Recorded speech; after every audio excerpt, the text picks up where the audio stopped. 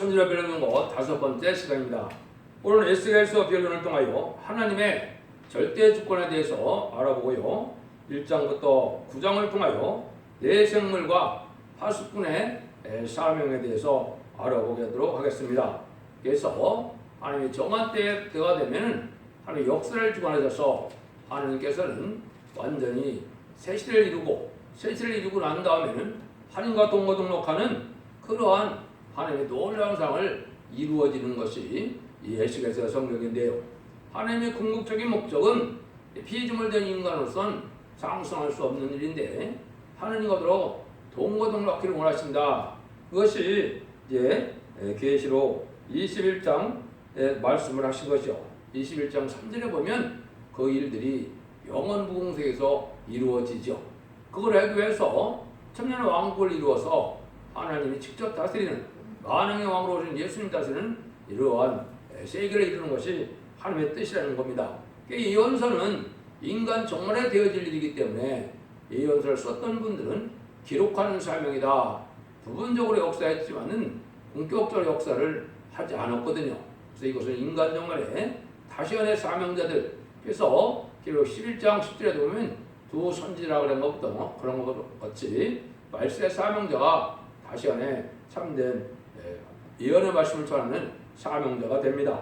근데 에스겔의 뜻은 하나님이 강행하신다 이 말인데 인간 정말에 하나님이 들어서는 사명자들은 하나님이 강하게 해서 완전 개조 변화선 걸 신창조를 두고 세인 권세 말씀 권세를 주어서 신같이 쓰임 밖에서 세상을 심판하고 이 시대를 새 시대로 예전대로 회복시키는 일을 사명을 감당할 수 있는 이러한 종들이 되는 거거든요. 그래서 인간 정말에는 인의 권세, 말씀 권세, 증인 권세 받은 그러한 종이 나타나서 철저한 권대로 이제 세상을 심판하는 역사를 하게 할 것을 말씀한 겁니다. 그런 일들이 이루어지는 일들이 모든 예언서 계시록의 말씀인데 에스겔서를 통해서는 하나님의 절대적인 주권으로 새 시대를 어떻게 이루어 가실 것인가 이거를 우리에게 알려주고 있습니다. 그래서 말세법의 비밀은 이사와 계시록에 자세히 들어가 있는 것이고 그 나머지 이제 예언서들은 이제 부분적으로 들어가 있는 거기 때문에 참고적으로 말씀을 변론하다 시간을 많이 할애하지 않기 위해서 에스겔이나 에레미야 이런 것들은 한 번에 몇 장을 그냥 한 번에 변론을 해놓은 것입니다. 그래서 이 내용은 예언서 계시록 중에서도 이사야를 잘 깨달으시고 계시록을 잘 깨달으면 나머지는 많은 것들이 그냥 깨달아질 수 있는 그런 말씀입니다. 이걸 여러분이 참고하시면 좋을 것 같습니다. 첫 번째 1장에서는 보호자와 네 생물을 말씀하시는데요. 이 보호자 앞에 하나님한테 네 생물이 있어서 이 세상을 다스리는 데는 궁창 후의 역사와 궁창 아래의 역사로 나눠진 것을 말씀을 했거든요. 그걸 먼저 읽어드리면 에스겔서 1장 22절 25절입니다.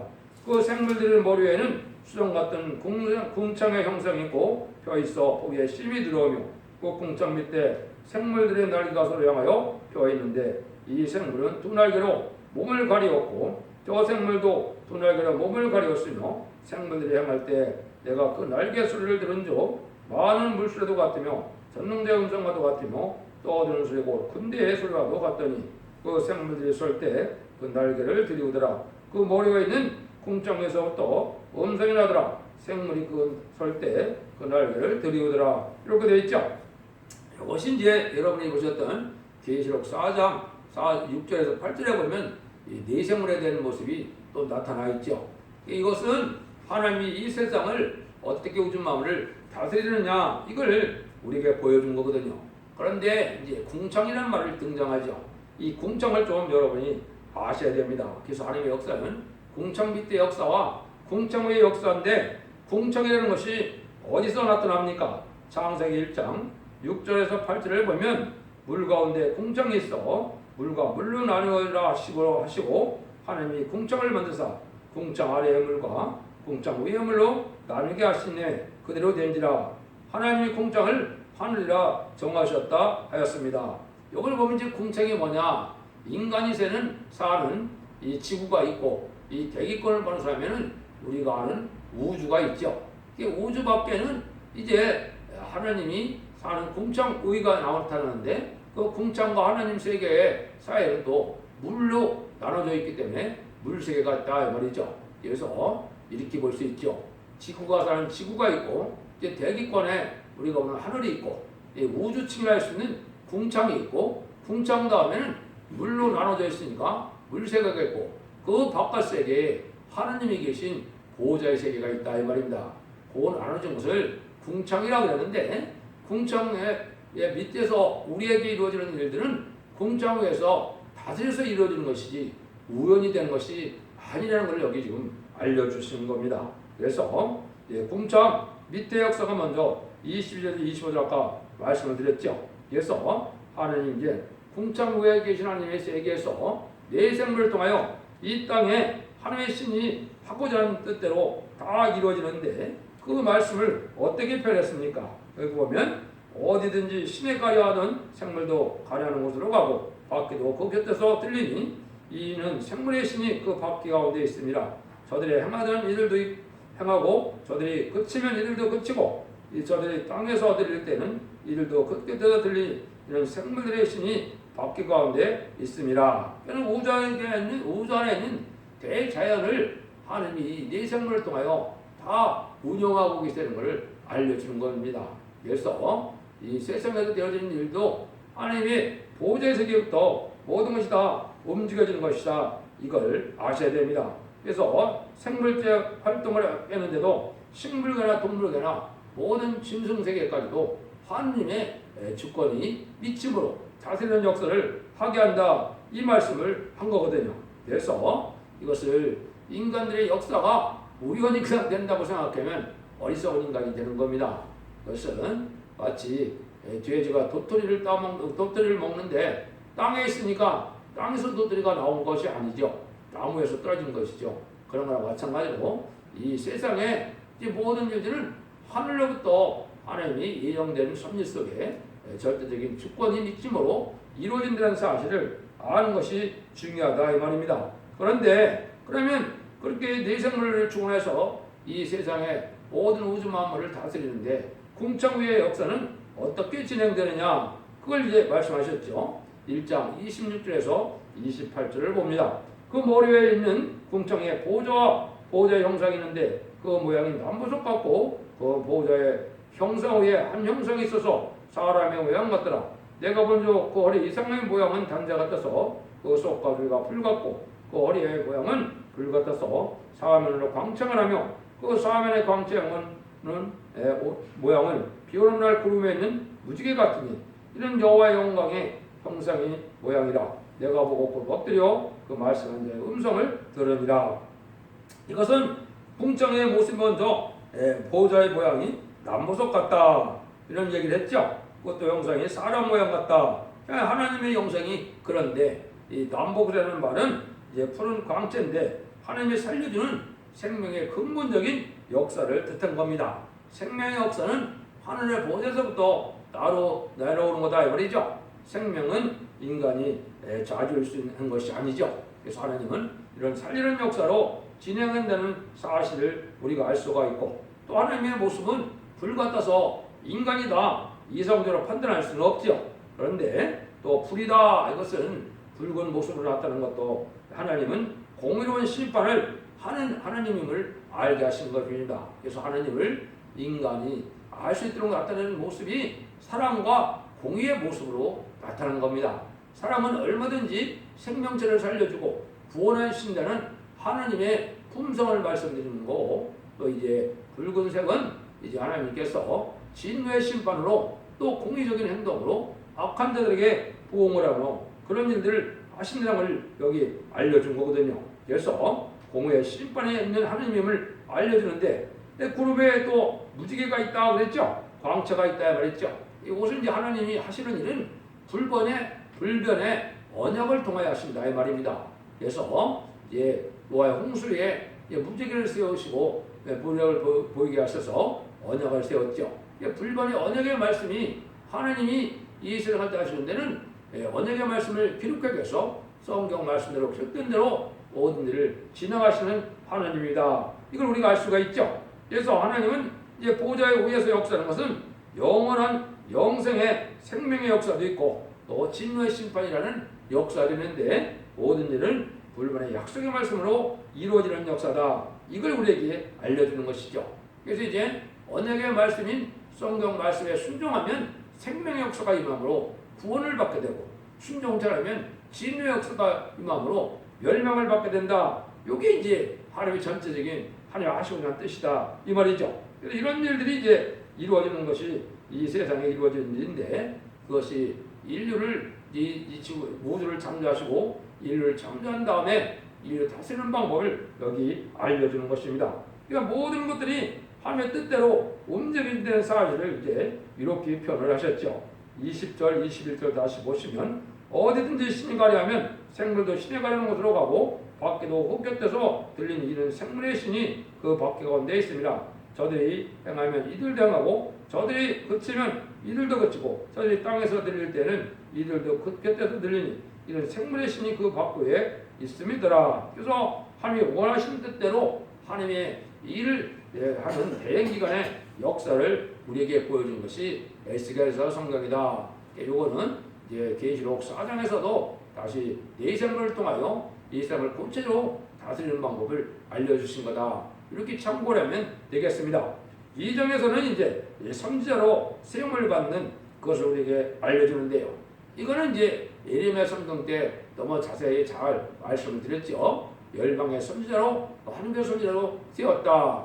이것은 그 시대 부분적으로 역사했던 선지자들은 기록하는 사람이었고 부분적으로 육적 이스라엘 백성들의 예언의 부분이 있지만은 대부분은 인간 종말에 되어질 일이다 그랬죠. 그 인간으로 이것을 다시 전하는 사명자라는 것이 말세 사명자인데 그러한 사명자들이 이제 우리에게 주는 사명이 어떻게 이제 말씀을 하시느냐 이걸 우리가 알아볼 필요가 있겠죠. 2장에 보시면 그가 내게 이르되 인자 일어나 일어서라 내가 내게 말하라 하시며 말씀하실 때 그 신이 내게 임하사 나를 일으켜 세우기로 내가 그 말씀하신 자의 소리를 들으니 내가 이르되 인자 네가 너를 이스라엘 자손에 곧 패역한 백성 나를 배반하는 자에게 보내노라 그들과 그 열조가 내게 범죄해 오늘까지 이르렀나니 이 자들은 얼굴이 뻔뻔하고 마음이 강박한 자니라 내가 너를 그들에게 보내니 너는 그들에게 이르기를 주 여호와의 말씀이 이러하시다 하라 그들의 패역한 족속이라 듣든지 아니 듣든지 그들 가운데 선지자가 있는 줄은 알지니라 인자 너는 비록 가시와 쓸려와 함께 구하며 청하며 정갈 가운데 구할지라도 그들을 두려워 말고 그 말을 두려워 말자다 그들은 패역한 족속이라도 그 말은 두려워 말며 그 얼굴은 무서워 말자다 그들은 심히 패역한 자라 듣든지 아니 듣든지 너는 내 말을 구할자다 이렇게 했죠. 이게 선지자로 이렇게 세운 자들은 이제는 이게 하나님의 말씀대로인데 이것이 다시 예언하는 세계를 향한 것은 옛날이 아니고 인간 종말이기 때문에 이 사명자들이 바로 뭐냐 계로 10장 11절에 다시 예언하는 사명자가 나타난다 그랬죠. 그래서 그 사람들이 바로 14만 4천 명인데 그 14만 4천 명의 신분을 계로 11장 10절에서는 두 선지자라 이렇게 하는 겁니다. 이 두 선지자는 실질적으로 14만 4천 명의 변화 성도를 뜻한 거거든요. 이래서 하나님이 선지자를 세운 것을 우리에게 알려줬거든요. 3장에서는 이런 파수꾼의 사명과 책임이 있다 이 말이죠. 사명이 이제 하나님이 주으면 사명을 감당해야만 될 이유가 있는 것이죠. 사명을 감당하려면 하나님이 책임을 묻겠다 이렇게 말씀하시죠. 그 말씀이 이제 3장에 나와 있거든요. 그걸 좀 보면 3장 16절에서 21절입니다. 제1일 후에 여호와의 말씀이 내게 말가서되 인자 내가 너를 이스라엘 족속의 파수꾼으로 세웠으니 너는 내 입의 말을 듣고 나를 대신하여 그들을 깨우치라. 가령 내가 악인에게 말하기를 너는 꼭 죽으리라 할 때 네가 깨우치지 아니하거나 말로 악인에게 알려서 그 악한 일을 떠나 생명을 구원케 하냐 하면 그 악인은 그 중에서 그 죄악 중에 죽으려니와 내가 그 핏값을 네 손에서 찾을 것이고 네가 악인을 깨우치되 그 악한 마음과 악한 행에서 돌이키지 아니하면 그는 그 죄악 중에서 죽으려니와 너는 생명을 보존하리라. 또 오인이 그 위에서 돌이켜야 행할 때 이미 행한 그 의는 기억할 바 아니라 내가 그 앞에 거치는 것을 두면 죽을지니 이는 내가 그를 깨우치지 않음이라. 그가 죄 중에서 죽으려니와 그 핏값은 내가 네 손에서 찾으리라. 그러나 내가 그 의인을 깨우쳐 범죄치 않게 하면 그가 범죄치 않으면 정령 살리니 이는 깨우침을 받음이라. 너도 내 영혼을 보존하리라. 이 변론의 경고를 해고 난 다음에는 그 예언대로 심판하신다 이 말이죠. 전하지 않아서 멸망을 당하게 되면 이 파수꾼에 대한 책임이 있다 이 말이죠. 이거는 다시 일어나는 사명의 말세의 사명자고 이거는 진리의 심판에 따른 길을 온 땅에 전하고 나서야 하느님은 심판하신다 이 말이거든요. 그것이 지금 심판에 대한 길로 나타난 마지막 변론의 경고가 첫 배의 사명인데 자신의 사명으로 그걸 여러분들이 그 변론을 지금 듣고 계시다. 아직은 전산면에 들어가지는 않았지만 전산면에 이 변론의 역사가 진행되고 나면 그거로 구원을 하시고 그 이후에는 구원의 역사가 끝나는 겁니다. 후 3년반은 환란장 심판이기 때문에 구원의 역사를 얻거든요. 이걸 여러분이 엄정하게 마셔야 됩니다. 5장에서는 어린들과 수염을 깎는 그런 상징적인 그런 모습을 보이는데요. 이것은 칼과 기근과 연병으로 이제는 순종자 한 살이 멸망될 것을 상징적으로 보여주는 것이죠. 그래서 심판날에는 살기가 참으로 살아남기가 어려운 상황을 알려주신 것이죠. 이 말씀 앞에 순종하지 않으면 어느 누구도 살 수 없다는 것을 알려주는데 죽는 방법은 칼과 기근과 연병이라고 그랬죠. 칼은 이제 전장을 뜻했고 기근은 식량난이 또 오게 되죠. 연병은 합당치 않은 자는 질병으로도 다 죽게 된다 이 말이거든요. 그래서 회개치 않냐고 이게 부패와 폐역한 자들은 다 어떤 방법이 멸망당하는 모습을 5장에서는 머리털과 수염을 깎는 상징적인 모습으로 보여줬다 이렇게 볼 수가 있습니다. 6, 7장에서는 이제 이스라엘의 끝과 받는 벌을 얘기했는데요. 하나님이 끝났다는 말을 여러 번 하시거든요. 1절에서 7절을 먼저 보시면 여호와의 말씀을 또 내게 임하여 가르치되 너 인자야 주 여호와 내가 이스라엘 땅에 대하여 말하라. 끝났도다. 이 땅 사방의 일이 끝났도다. 이제는 네게 끝이 일어났나니 내가 내 진노를 네게 바라며 네 행위를 국문하고 너의 모든 가정한 일을 보응하리라. 내가 너를 아껴보지 않으며 그들이 여기지도 아니하고 네 행위되는 너를 보라며 너의 가증한 일이 너희 중에 나타나게 하리니 너희가 나를 여호와인 줄 알리라.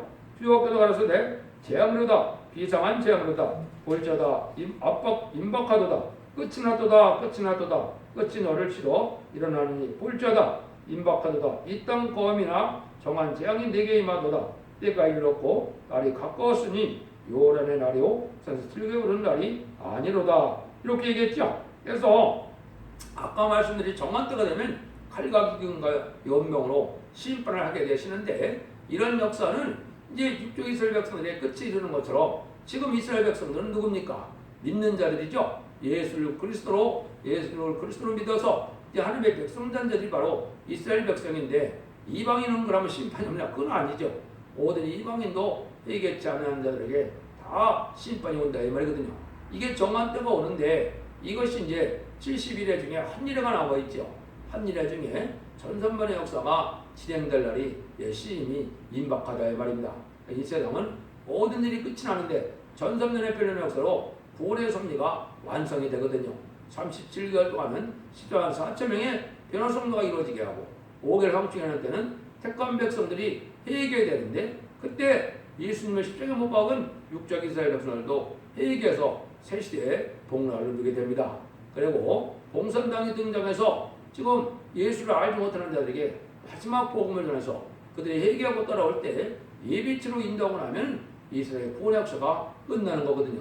그런 날이 이제 가깝다 이렇게 볼 수가 있거든요. 그러니까 우리가 마지막 이제 한 일회 중에 전선만의 구원의 역사가 이제 진행될 날이 아주 가깝다는 걸 여기 알려준 거거든요. 그래서 인간 정부에는 공산당이 망하고 새시대 구원당은 표현이 되는데 이 공산당 악의 대력이 마지막으로 아마겟돈 때 완전히 멸망하게 되어 있거든요. 그러면 세상은 평화로운 에덴 동산이 회복되는 데다 이걸 알려주거든요. 8장에서는 예루살렘의 우상 숭배를 보여주는데요.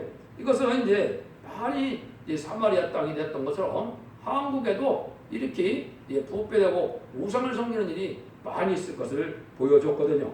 그래서 여기에 보면 이제 또 뭐라 그러냐, 낯을 동으로 향하여 동방태양으로 경배한다 이런 얘기를 했죠. 이게 이제 어디서 이게 이루어지고 있습니까? 북한이 바로 태양절을 지키고 있죠. 김일성이가 태양이라는 거죠. 이게 지금 우상적인 신앙으로 멸망당할 걸 보여준 것이죠. 그러니까 여러분들이 모든 일들이 이렇게 이제 하나님의 모든 예언대로 부패가 됐고 예언대로 심판을 받을 때가 됐다는 것을 우리가 알 수가 있는데 8장 16절에 보면 태양 숭배가 있다 이 말이죠. 그래서 4월 15일이 이제 태양절로 이제 김일성을 섬기는 그런 일이 지금 벌어지고 있죠. 그래서 북한 공산당은 이제 악의 세력이긴 동시에 심판의 도구이기도 하고 또 심판을 받아 멸망받을 백성이기도 하는 것이 이 공산당이거든요. 그건 단순히 인간의 약한 세력이 아닙니다. 마귀의 세력이고 마귀의 이론이고 마귀의 앞잡이고 하느님의 진노에 몽돌 쓰일 세력들이거든요. 그래서 멸망당할 것을 보여준 것이죠. 이제 9장까지 말씀을 드린다는데 9장에서는 이제 중요한 일들이 우리에게 벌어집니다. 예루살렘에 이제 분노를 쏟는 인간 종말의 심판이 인간 종말이 어떻게 시작되느냐 이걸 알려준 거니까 아주 중요하겠죠. 이걸 잠깐 말씀드리고 변론을 마치도록 하겠습니다. 먼저 1절입니다. 그것도 큰 소리로 내게로 입혀가로되 이 성을 가난한 자들로 각기 살육하는 길을 손에 들고 나오게 하라 하시더라. 내가 먼저 6사람이 북향만 의문길로 쫓아오는데 각 사람의 손에 살육행을 잡았고 그 중에 한 사람은 가는 벼슬을 입고 허리에 서기관의 목걸이를 찼더라. 그들이 들어와서 롯데당 곁에 서더라. 그룹에 머물러 있는데 이스라엘 하나님의 영광이 올라 성전 문지방에 이르더니 여호와께서 그 가는 벼슬을 입고 서기관의 목걸이를 친 사람을 불러 이르시되 너는 예루살렘 성읍 중에 순명하여 그 가운데 행하는 모든 가증한 일을 인하여 탄식하며 우는 자 이마에 피하라 하시고 나의 듣는 대로 그 남은 자에게 이르시되 너희는 그 뒤를 쫓아 성읍 중에 순응하며 아껴보지도 말며 긍휼을 베풀지도 말고 쳐서 늙은 자와 젊은 자와 처녀 어린아이의 분열을 다 죽이되 이마에 펴 있는 자에게는 가까이 말라. 내 성소에서 시작할 뿐이라 하시네. 그들이 성전 앞에 있는 늙은 자들부터 시작하더라. 이 인간의 이제 역사가 진행되어 오다가 이제는 그 일들이 본격적인 인간 종말에 들었을 날이 언제냐 이게 중요하죠. 여기 보면 6사람이 인간 종말에 등장하게 되어 있는데 5은 살육하는 기계를 가졌다고 그랬죠. 이게 바로 뭐냐? 1948년에 10월 24일 유엔이 창설되면서 5대 강국이 나타났죠. 5대 강국은 무슨 일을 했습니까? 지금 2차 대전 이후에 핵무기를 많이 만들었죠. 살육하는 기계를 준비하는 일인데 이것도 심판의 도구거든요. 그런 일이 있을 때 여기 이제 6사람의 한 사람은 목걸이를 짠 서기관이라고 그랬죠. 원래 인간 영혼에 서책 사명자가 나타나서 하나님의 비밀을 알려서 살려주는 역사를 진행할 것을 보여준 거거든요. 이게 놀라운 일이죠. 이대로 이제 49년부터 하나님의 역사가 진행돼서 그 예언대로 목걸이된 선전의 사명이 70년 7월부터 72년 8월까지 있었거든요. 그게 이제 죽지 않고 새 시작하고 죽지 않고 변화성자라는 아름다운 소식을 예언서 계시의 비밀을 이 땅에 알려주는 역사가 있었죠. 그러면 이제 그렇게 해서 인간 동물이 도래하면은 역사가 진행되어다가 이제 마지막으로 사명의 계대자가 나타나서 다시 내 삶을 감당함으로 이마에 인친다고 했죠. 이것은 이제 전삼년만에 변론의 역사로 인해 권세를 받은 중이 사명의 계대자로 나타나서 그 열매로 4,000명의 변론 성도를 일으키게 되면 이제 심판이 시작된다 이 말입니다.